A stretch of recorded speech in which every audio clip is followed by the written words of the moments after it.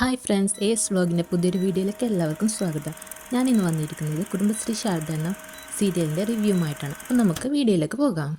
Puppy മോളെ കാണാനില്ല എന്ന വാർത്തയറിഞ്ഞ് സത്യാമ്മ ശാലിനിയെ ഫോൺ വിളിക്കാൻ പോവുകയാണ്. അങ്ങനെ ഫോൺ എടുത്ത് വിളിക്കാൻ നേരത്ത് ശാലിനിയുടെ കാർ വന്നിറങ്ങി. ശാലിനി ഫോൺ എടുത്ത് ഹലോ സത്യാമ്മേ പറയൂ എന്ന് പറഞ്ഞു. അങ്ങനെ സത്യാമ്മ നോക്കുമ്പോൾ കാറിൽ നിന്ന് പപ്പി മോള് പുറത്തിറങ്ങി വരുന്നത് കണ്ടു. എല്ലാവർക്കും സന്തോഷമായി. അങ്ങനെ പപ്പി മോളിറങ്ങി.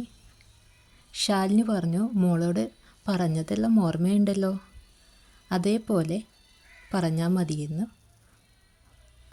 പറഞ്ഞു. അങ്ങനെ പപ്പി മോള് പറഞ്ഞു, എനിക്കെല്ലാം ഓർമ്മയുണ്ട്. പപ്പി മോള് നേരെ സത്യാമ്മയുടെ അടുത്തേക്ക് പോയി.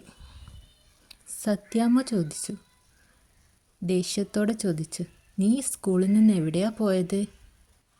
പപ്പി മോള് പറഞ്ഞു, എൻ്റെ അമ്മയ്ക്ക് സുഖാവാൻ വേണ്ടി ഞാൻ അമ്പലത്തിൽ ഭജനം ഇരിക്കാനാണ് പോയത്. സത്യാമ്മ പപ്പിമോളോട് ദേഷ്യപ്പെട്ടു.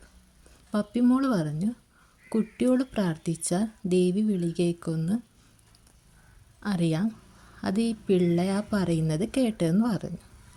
അങ്ങനെ ശാലിനി പപ്പിമോളെ നോക്കുന്നു. പപ്പിമോള് പറഞ്ഞു, എൻ്റെ അമ്മ സുഖാവാൻ വേണ്ടിയിട്ടാണ് ഞാൻ ഭജന ഇരിക്കാൻ പോയതെന്ന്.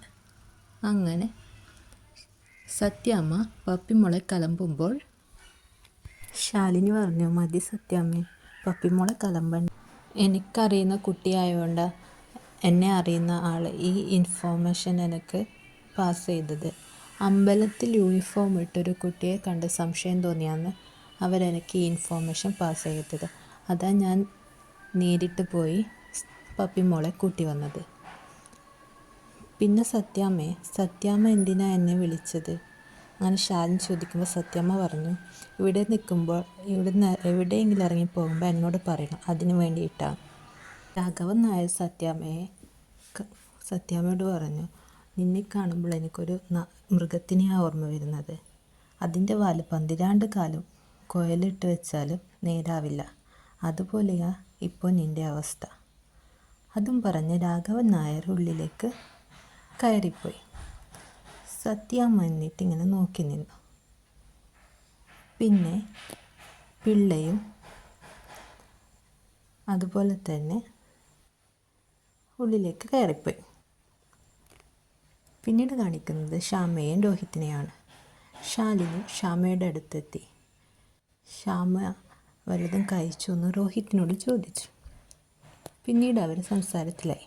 രോഹിത്ത് പറഞ്ഞു, സത്യയുടെ കുറിച്ചുള്ള കാര്യം സത്യാമ്മയോട് പറഞ്ഞ ഈ പ്രശ്നങ്ങളെല്ലാം തീരുമല്ലോ എന്ന്. പിന്നീട് കാണിക്കുന്നത് വിഷ്ണുവാണ്.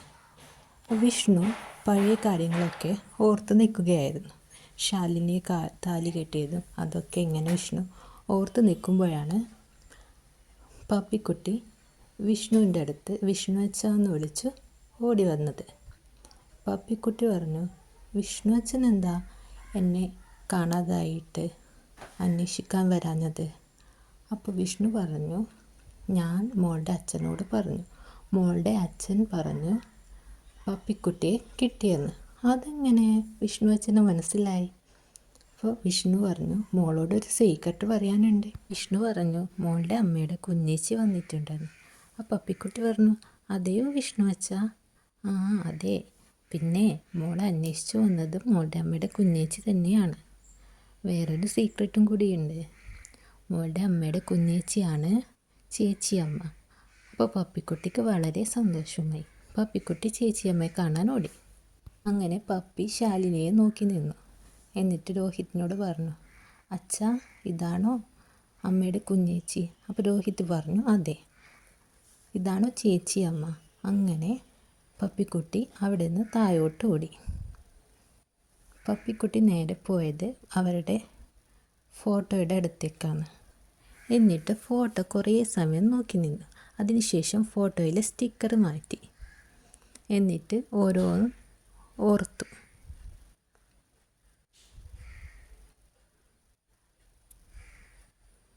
എന്നിട്ട് വീണ്ടും ശാലിനിയുടെ അടുത്തേക്ക് തിരിച്ചു വന്നു.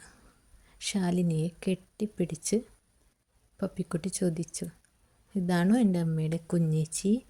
എൻ്റെ ചേച്ചിയമ്മ ഞാനും സത്യയും എത്ര ചേച്ചിയമ്മയെ അന്വേഷിച്ചു നടന്നു.